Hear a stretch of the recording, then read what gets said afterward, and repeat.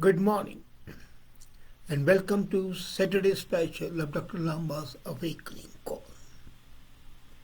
That has a certain macabre interest to the people, and the question of life and death has been eternal right from the day one. What happens when you die? Why death? And then the Indian scriptures, especially Katha Upanishad, is a great treatise on death. And the reflections of the Upanishad are woven into a story of a 10-year-old boy, Nachiketa, who has been offered to Yama, the God of death, in a fit of rage by his father Gautam. Gautam was conducting the sacrificial ceremony and the child interrupted. In a fit of anger, he said, "Look here, you may die," offering it to Lord Yama. Naturally, when the sage, a rishi curses, it has to come true. So, Yama himself came to take away the life of Nachiketa. Now, there is a dialogue between Yama, Lord Yama, the Yamraj, and Nachiketa. And this is possibly in the whole civilization the first and the earliest exposition of the theory of transmigration, soul, and interrelationship between life and death. I remember a few years back, I was pony riding through the lush green pine valley of Gulmarg on way to Amarnath. And I saw two charred pine trees which were still smoldering. They had been struck by the lightning the previous night. Now I was puzzled by the randomness of nature. Why only these two trees in such a vast jungle? It must be painful for them. I felt as though I was one of the trees. And I thought about it, I contemplated. And I thought how essential the rain is for the forest to thrive, and lightning precedes the rain. Now imagine rain gives life to the trees. Lightning burns, but then first there's lightning and then there's rain. Lightning, as a matter of fact, is a herald of rain, which is life-giving. And if there's no lightning, there would be no rains. And if lightning happens, some trees might get burned. Now, science also explains how lightning is responsible for a critical process of nature called nitrogen cycle. During lightning, what happens? The high temperature and pressure created in the air converts a comparatively inert nitrogen into its oxide. And these oxides dissolve in rainwater to give nitric and nitrous acids and fall on the land along with the rain. Then they are utilized by the various life forms. Plants usually take up nitrates and nitrites and convert them into amino acids, which are used to make proteins, DNA, RNA, and the basic blocks of life. Once an animal or a plant dies, the nitrogen-fixing bacteria in the soil convert various compounds of nitrogen back into nitrates and nitrites, thus creating a delicate balance. Now, this is the relationship between life and death as elucidated by science today. But 5,000, 7,000 years back, this wasn't there. So the dialogue between Nachiketa and Lord Yama is exactly the same. The term used may not be nitrogen cycle, may not be using DNA, RNA, proteins, nitrates, nitrites, and so on. But essentially, that dialogue shows that death is a part of life. And there can be no life without death. In our body, also millions of cells die every single day to be replaced by new ones. And if these old cells don't die and the new ones don't take place, the vitality is decreased. Death of matter is the birth of energy, says Lord Yama. Dawn is the death of night. Plant is the death of seed. A seed dies and a plant comes up. Imagine the similes used by the god of death. He says, as soon as the night comes, the day is dying. And when the dawn is there, the night, death of the night. Spring is the death of winter. And youth is the death of childhood. This interrelationship, absolutely intertwined, and not something to be afraid of because one gives birth to the other. And in spite of witnessing the process of death all around us, we remain in constant denial of death. We failingly cling to life because of our existential ignorance. Who wants to die? Nobody. We look at death with horror. And Bhagavad Gita very clearly proclaims all born things will certainly die, and what is dead will take birth renewed. And looking at the intelligently inevitability of death, we see that there is a reason for enlightened, joyful living. Death comes dancing to the wise. Now, complete Katha Upanishad talks about death and immortality. And Yama becomes the guru to Nachiketa. He reveals the immortal principle behind the process of life and death. Life is a continuous process of renewal, with death being its integral part.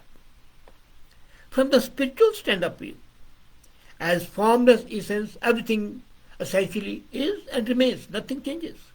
Only the form might change, but the formless essence remains. What appears at death is just a dissolution of form.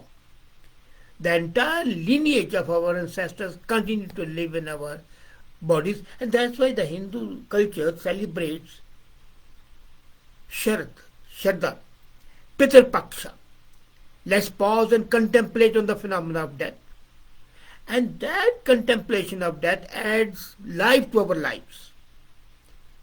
Let's not only offer our prayerful remembrance and gratitude to our ancestors, but the more important part which people have forgotten is not only remember the ancestors, it is recognizing the fact that those ancestors are living today and their life is in us.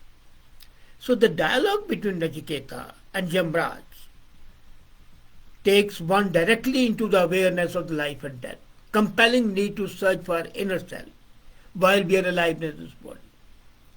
The reality of death awaits us, and we have to practice and prioritize our choices quickly. The Upanishad states that our failure to realize our essential nature may result in long cycle of rebirth. The dialogue is among the earliest exposition, as I said. And when his father sacrificed him, he gets determined to go and meet death itself. He waits for Lord Yamraj for 3 days and 3 nights. And Yamraj apologizes for having kept him waiting. So he gives him 3 boons. So Nachiketa thinks of his father and asks Yamraj to relieve his father of emotional distress. And emotional distress is losing his son in a fit of anger. Then the second is, he asks Yamraj to impart him the knowledge of lokas, the Swarlok, the Prithvilok, and the Patalok, heavenly birds, where the life is free from all sorrows and love. So Yamraj grants him both these boons. And then comes the third one. He startles Yamraj with the third boon and asks him the secret of that. Is there life after death? Yamraj is taken aback at these questions and tells Nachiketa to ask for some other boon. And gods themselves have not grasped this secret fully. He says, look here, how can I tell you? If the gods have not known it. But Nachiketa was adamant and he has been promised a boon, so the boon must be given. So Yamraj relents and maps a path of understanding this secret. And it starts how human has to first choose between the path, which is the player, and the other path is the path of reflection, shriyas, prayas and shriyas. So either you can appear, or you can think, contemplate. And that path is full of challenge. So we all have our choices. We have to choose the first thing. Katha Upanishad tells us is a matter of choice. The same thing what Hegel says and Kant says and Descartes says. Whether they study Katha Upanishad or not, the thoughts are the same. Then the Upanishad exhorts us to follow the Shreya path, even if it is like a sharp edge of a razor, difficult to pass over, but then that's the way. So Yamraj tells Nachiketa how our karmas, our actions, our deeds, our knowledge, our experience gets imprinted into our consciousness.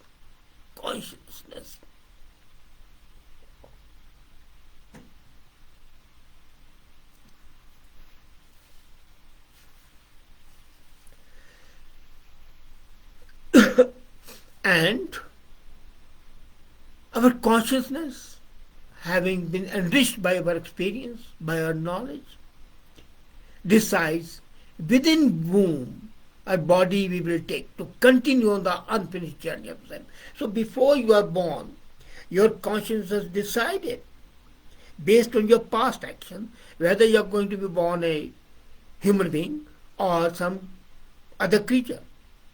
Then Katha Upanishad goes on and asks you to reflect whether, when you are born, whether you are using this body for uplifting purposes, are you using the body only to satisfy the senses and not the mind? And the freedom from suffering, from the cycle of the birth is possible in this birth now if you are living. So contemplation, meditation, thought, these are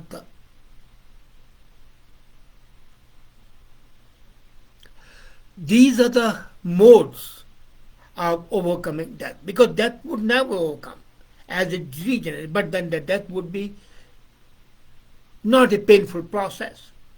So if we choose to ignore or postpone that decision, we remain entangled in the working of karma. So what the Upanishads say there, Uttishta Jagrata, arise, awake. These words of Yamraj were echoed by Swami Vivekananda later on when he said, arise, awake and rest not till the goal is reached. He added to that. But Uttishta and Jagrata, arise and awake, is a clarion call of Katha Upanishad. And this is called to choose wisely, sensibly, and come home to the self and not forget. And then Yamraj goes to say that this human birth is a very rare thing. It's a reward for your past karmas, because this is the best of all the species, most intelligent, most capable, having empathy and compassion, and most important, vivek, the sense of discrimination. So this treatise, Katha Upanishad, right from the beginning to the end, is geological, scientific, philosophical, composition, three rolled in one. As a matter of fact, when I studied the Puranas and the Upanishads, I found that the way the Upanishads are presented, the basic questions, is something unparalleled, something unique. And that has not been repeated anywhere. I look at Descartes, I look at Kant, Hegel, I find only one aspect. I look at Luther, only the second aspect. But these Upanishads combine spiritual, temporal, philosophical, religious, secular, and most important, scientific premises in the one heading and make the thing something unique, something absolutely outstanding. The only problem is that we don't study it. And if we study it, we read the story part rather than delve deep into it. But Katha Upanishad is such a treatise that it opens the doors to the various disciplines, especially concerning the connectivity of the life and death. How death is the birth of life, not the end of life. And if we look at death as the birth of life, then the death loses all its terror and fear because we are going to be born anew in a better form. A seed is a small thing, but when a tree comes from a corn to an oak tree, imagine it. From one grain of wheat to a complete kernel of wheat. That is something astonishing, and that gives us hope, that gives us more aspiration to a better self and do better things. No, seed by itself would not become a tree. It has to be sown, it has to be irrigated, it has to be manured, and then it becomes. So those are the karmas which we have got to take. So Nachiketa and Yamra's dialogue is an eye-opener, enabling us to conduct a soul search, introspect, reflect, and lose all fear of death, because death is the birth of a new, better life. Thank you.